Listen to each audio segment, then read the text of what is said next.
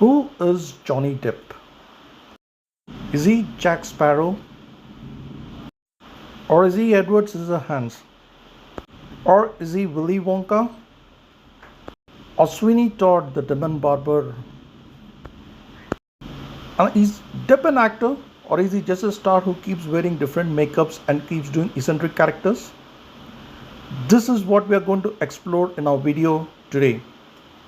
To see Depp as an actor who only does crazy eccentric character is to miss the fact that he is one brilliant talent who can do normal characters. Consider this Edward Scissorhands, his breakout performance, and which also gave him the tag of doing these eccentric characters. And just after he does Edward Scissorhands, he plays a completely different role in What's Eating Gilbert Grape. As a brother of a dysfunctional family who has to deal with a mentally retarded brother played brilliantly by Leonardo DiCaprio, and an obese mother who has neglected the family, an exhausted anchor completely different from his usual wacky roles.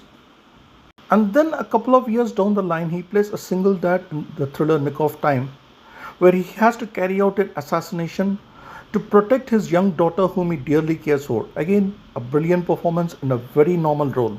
Jarmusch Dead Man, a revisionist western where he plays a meek accountant who is on the run of killing a man, and whose only support is an enigmatic Native American spirit guy called Nobody, and a brilliant performance in a completely different role.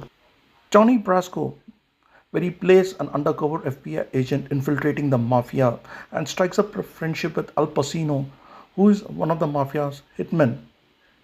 Fantastic performance again in a normal role, and one of the few actors who could actually match Pacino scene by scene. The black comedy Fear and Loathing in Las Vegas, where he plays Raul Duke, aka the alter ego of Hunter S. Thompson, the famous writer, who take a trip of Las Vegas under the influence of drugs.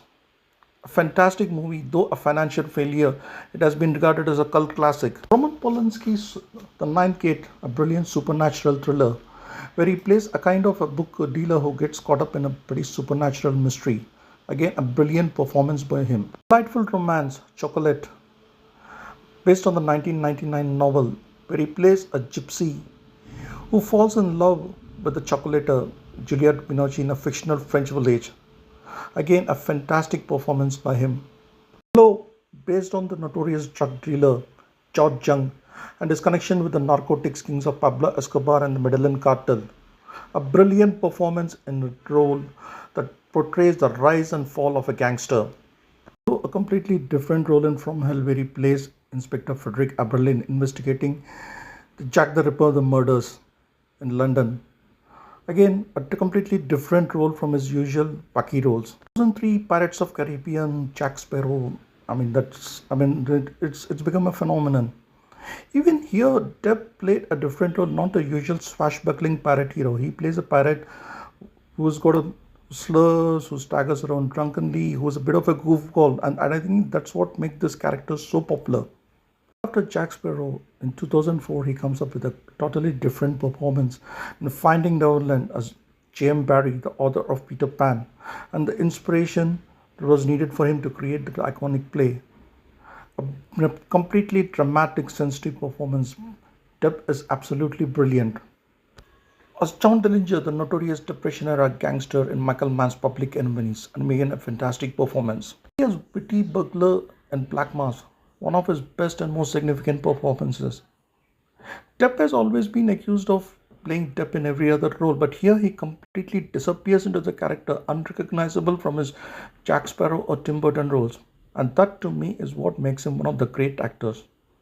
Happy birthday, Johnny Depp. Keep entertaining us and keep giving us great roles always. This is Ratnakar signing off on another episode of City Mart Diary of a Movie Lover.